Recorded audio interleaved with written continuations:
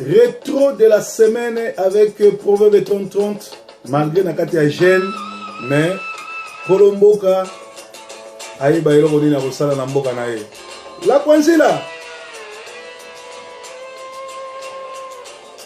Vous allez bongo na Sentinelle TV. Rétro de la semaine, Basangwa Congo, Oyo Eleki semaine au Mobimba. Lelo, vous allez 17 jour J. Bwede.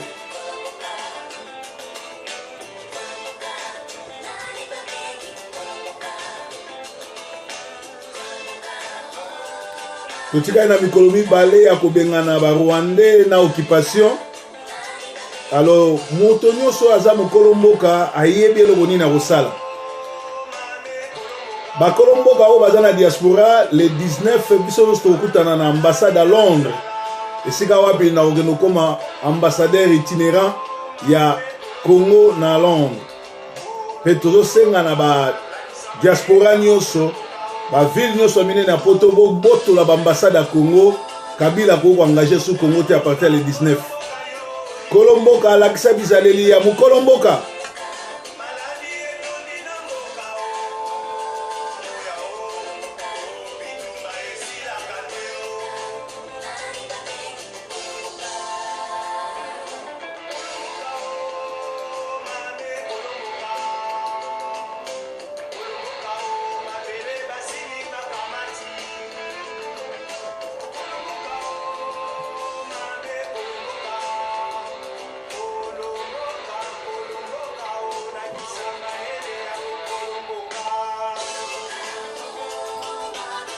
Kolomboka lakisa ma bizalelito maele ya mokolomboka mabele bakamati betroboto lango nangonga oyo bozali branché sur Sentinelle TV toujours le capé na Soft 15 toujours le capé na Congo Flash et puis na la bouche autorisée ezali bon au retour de la semaine lelo ezali le 17 décembre totikali kana mikolobi balé pour mandat oyo ya Kabila esila peto bengana emenangonga oyo bana mboka nous surtout boyebi ke biso na Sentinelle TV tozaki na Gênes tozape na kati ya Gênes depuis le 15 depuis le 16 lobby vendredi to aussi ça dimanche tozo lela pona mboka merci na batu surtout ba rejoindre biso na Gênes toloba ki ete tozo bonde la pote nzambe mawana ekita likolo ya Congo apesa ba congolais makasi ya Samson po ba bengana ba Rwandais na occupation Nangongo na zubi sabino eza deja koyinda mboka nyonso tu ya Congo Kinshasa Mbujimai Lubumbashi Kabila atandi ba cher na ba soldat na ba partout na ba commune nyonso ezolakisa ke tozalaka sous occupation bazwa bandeko na biso en otage alors ngongango nzamba livrer biso bango nzambe muta livrer biso armée wana peto bengana bango puissance nzambe okota na kati na ba congolais to sina na likambo wana Kabila za le seul chef d'état ya monde entier oyo atiaka minduki po abundisa peuple na ye boko remarquer que na est ya pays ça fait 19 ans ba Rwandais ba Ougandais ba kotaka ba bomaka batu ba dispositif oyo ye atie na Kinshasa ya ko bimisa armement mobimba atikala jamais ko tiango na est ya Congo. Donc azo mi funda ye moko ke ye moko za ba chef wa M23 ye moko organisaka dani ba massacre wana ba congolais parce que comment yozo bundana peuple na yo aza le seul pays na monde le seul président na monde oyo abundisaka population na ye mais touro et Cécile bana mboka bobima ebele parce que tozana nzambe azo protéger biso ba américain ba ali ba soda na biso pe ba ali oyo ba kokota na maringa pour na kobenga na Kabila parce que trop c'est trop ye a bomi mingi pe a botoli constitution a botoli a zoni ta constitution pe a botoli pouvoir or article 64 lobby citoyen surtout il faut mais la groupe ya ben individu o baso soit pouvoir na makasi donc basango ya Congo na banda kuna bino alors toyo kana no masango nini basango ni ezoleka kuna mama na biso Eva ya nani ya bazana na plateforme na bango ya respect à la constitution azolo ba makambo bien peut-être aux informer que toyo kaye pe tozonga interview na ye basalaki na Kinshasa tolanda.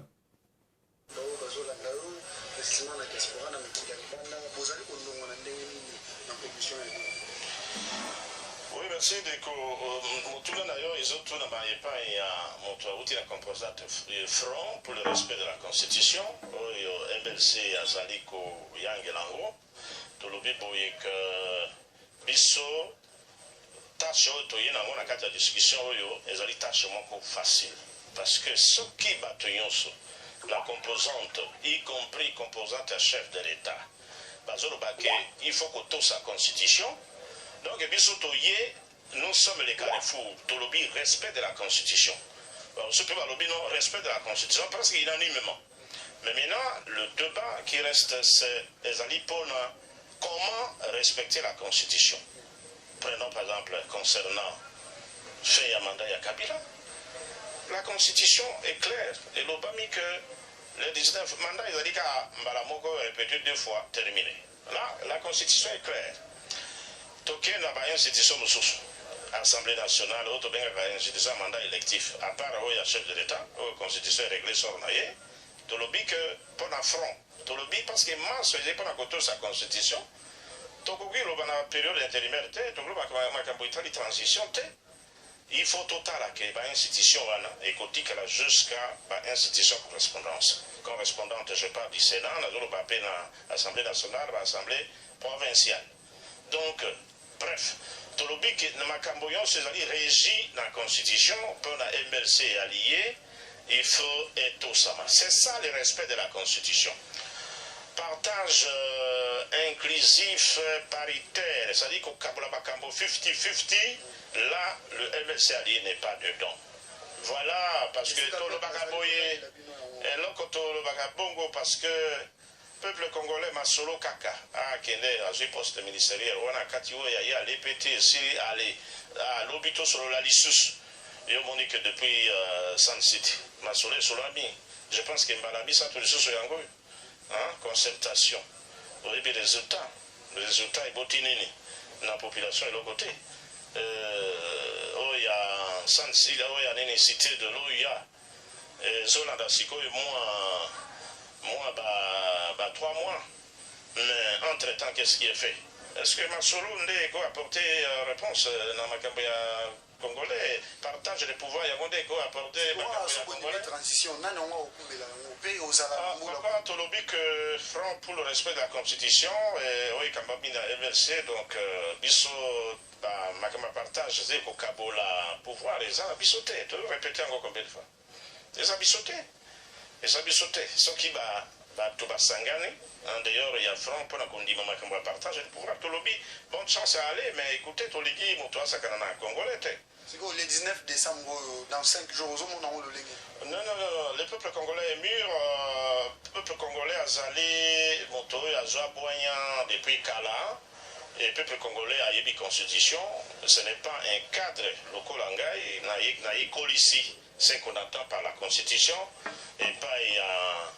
Tu es parti, jeune dans parti, tu es belé, tant que tu as des vacances parlementaires, tu expliques à quoi. Nous allons chargé de fédération, mais chaque fois, ceux qui n'ont pas tamboli, tu dois expliquer ce qu'on appelle la constitution. Est-ce qu'il appartient à Nangaï qu'on.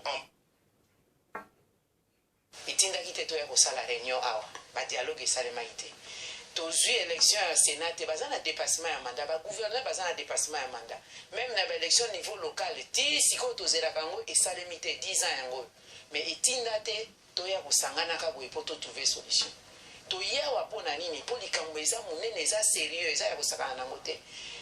Élection présidentielle, c'est important, mais présidentielle, calendrier, c'est la carte de la constitution. Constitution, ils ont fait obligation impérative, nous avons quitté pour le majorité de l'opposition à la constitution. Le coup là, est salimité. Article 71, qui est violé.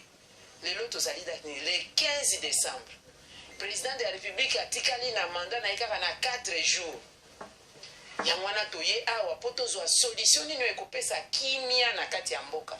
Et qui a reconnaître qu'il y a un souka ya mandat na ye et que tu raté qu'organiser l'élection na délai ou la constitution et sengaki na 90 jours avant mais constitution ya ngomoko epesi biso possibilité il y a 120 jours de plus ekosuka na avril pour organiser élection présidentielle kasi soki bandeko bandimi lisusu délai constitutionnel wana te biso toza na choix mosusu te biso kaka respect ya constitution 504 jours oyo seni asengaki bino bondimi yango tondimi yango te seni mosala na ye ya kosala seni akoki kosala na ndenge sentiment ya président ya seni ezotinda ye te seni ya kosala mosala 1 selon la constitution nde eza loi fondamentale tobengi yango mobeko likonzi ya mibale seni ya kosala mosala na ye elongo bani na mobeko oyo ekreye seni babengi yango loi organique oyo ezokreye seni ke ezala ya misato seni ya kosala mosala na ye conformément na loi électorale babengi yango mobeko ya maponami ya minei seni ya kosala mosala na ye selon babengi mesure d'application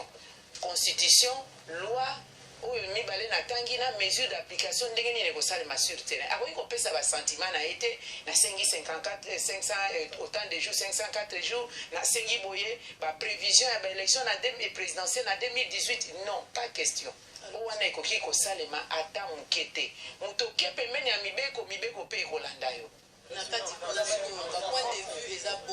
bon bapoint de vue ezali différent ndenge boyebi ntina otoya mpo bapoint de vue eza différent bandeko bakende na cité de loya balobi élection présidentielle bandimi ke priorité eza na présidentielle mais bango bapropose banda na avril 2018 eza déjà dépassement mosika bandeko na biso ya rassemblement bapropose ya bango ezala na septembre 2017 biso tolobi priorité na présidentielle esalema na kati ya délai ya 120 jours oyo constitution esengi mpo totosa mobeko likonzi esika tozali wana toyokana mais biso nyonso toyebi ke présidentielle ezali important baninga mosusu balobi plutôt okosala présidentielle yango moko te tosangisa yango soit na législative provinciale ya badéputé provinciaux soit na ya badéputé nationaux kasi biso tolobi soki tosangisi ekopesa kilo tokozwa baprétexte ya koloba ke ekoki te parce que ngonga eleki mingi ya kosala babulletin de vote mpona balégislative ngonga eleki mingi ya kosala babulletin de vote mpona baprovinciale omoni mpo tosalaki déjà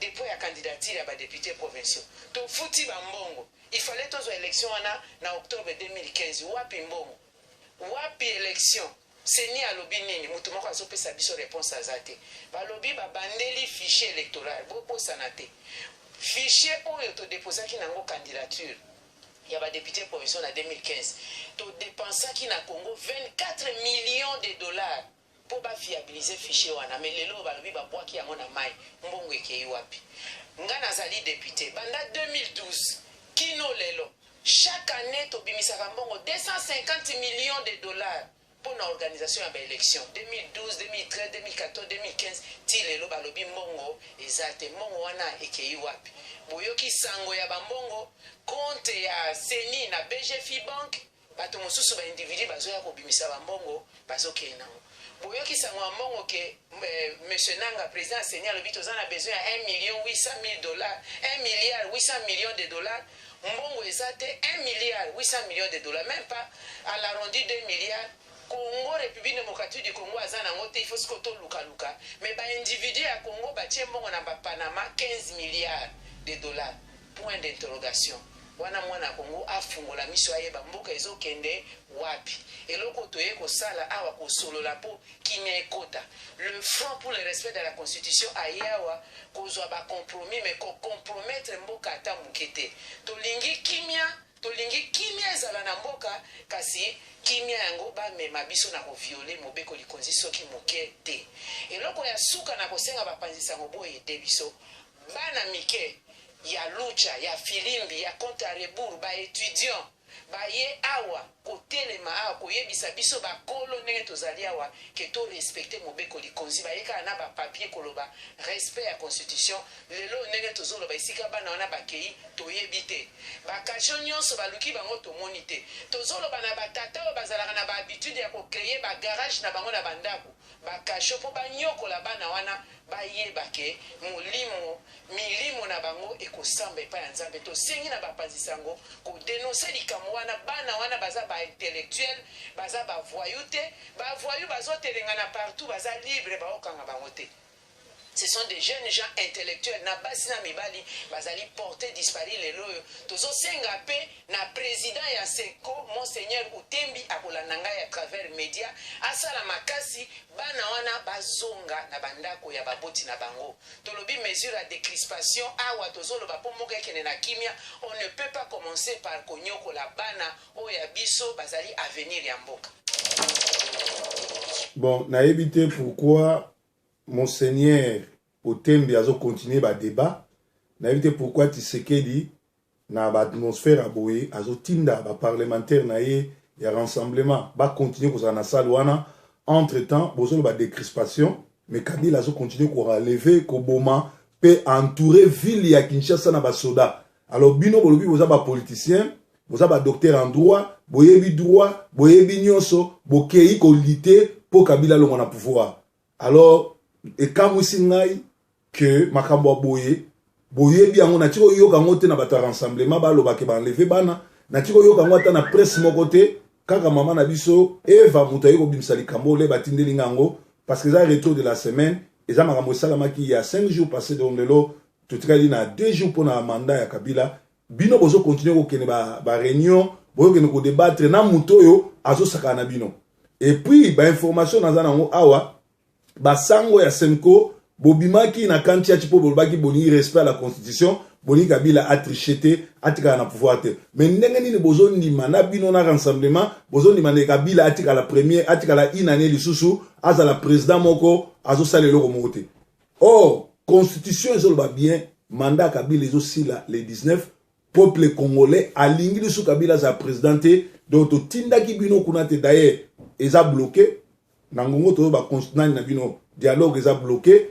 parce que na problème il y a nani à diriger pays après les 19 Kabila lobia ko lomwate alors bo suspendre ba travaux botika peuple à se découdre et ça na armée moko te na monde et gagner population et ça na armée moko te na monde et bunda na population et gagnant totika total sikoyo Kabila asisa ba congolais nyonso atika ko diriger mboka yena ba cousin ba rwandais alors toujours dans le sous parce que ça retour de la semaine toujours dans ce élément où est bouleversé mokili oyo ba français bat basali yango batindela inga je crois bino bolandi yango boyo kanal makamni ni Kabila na famille bazo sala ba Tshisekedi basala politique soki plus de 40 ans ba olenga nkoi ba mabi mulumba batwana tu bana ba compagnie te mais mwana ya Kabila o azana 5 ans aza au moins na 2 compagnies et Kabila yemoko na mbongo wa Congo ba mbongo ba seni o fallait organiser ba élection à Kaboli ba membre famille azo diriger 120 compagnies to landango ezanga teza dossier à Air France. Madame, monsieur, bonjour, bienvenue à l'écoute de Radio France Internationale. Il est 5h30 à Paris et à Kinshasa, 4h30 en temps universel et c'est le début d'une demi-heure d'information sur Afrique Matin. Jérôme Bastion. La famille du président de la République démocratique du Congo, Joseph Kabila, à la tête d'une fortune colossale, révèle une enquête minutieuse de l'agence Bloomberg qui détaille les nombreux secteurs d'activité où s'exerce son emprise. La RDC, où le dialogue initié par l'Église catholique est à la peine, faute de consensus sur les principaux points de la transition, la plénière d'hier a été repoussée à aujourd'hui, mais le sort du président Kabila, dont le mandat s'achève normalement lundi, bloque les débats. Le Niger salué hier à Bruxelles pour la réduction spectaculaire du flux des migrants subsahariens remontant vers l'Europe. En 6 mois, c'est quasiment 100% de baisse du nombre des transits vers la Libye qui a été enregistré. La République démocratique du Congo, à l'heure d'un dialogue qualifié de la dernière chance, à moins de 4 jours de la fin du mandat constitutionnel du président Joseph Kabila, les négociations sur la transition entre signataires de l'accord du 18 octobre issu du dialogue et non signataires sont laborieuses et n'ont pas permis de trouver un consensus au sein des 3 commissions mises en place sous la modération de l'Église. Aussi, la plénière prévue hier a été reportée à ce vendredi matin et c'est aujourd'hui normalement que ce dialogue doit se conclure. C'est dans ce contexte que l'agence Bloomberg, spécialisée dans les questions économiques, publie le résultat d'une enquête de plus d'1 an sur la fortune de la famille du président Kabila. Des dizaines d'interviews et des milliers de documents d'entreprise ainsi que des documents judiciaires révèlent que Joseph Kabila et sa famille ont constitué un gigantesque réseau d'entreprises qui s'étend dans tous les secteurs de l'économie congolaise et qui a rapporté des centaines de millions de dollars à ses membres, dit Bloomberg.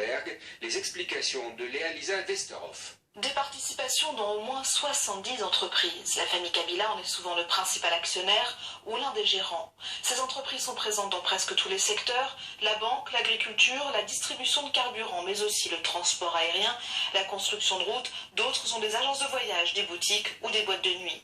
Le secteur minier n'est pas en reste. Joseph Kabila, sa femme, ses 2 enfants et 8 de ses frères et sœurs contrôleraient ainsi plus de 120 permis d'extraction d'or, de diamants, de cuivre ou de cobalt en République démocratique du Congo.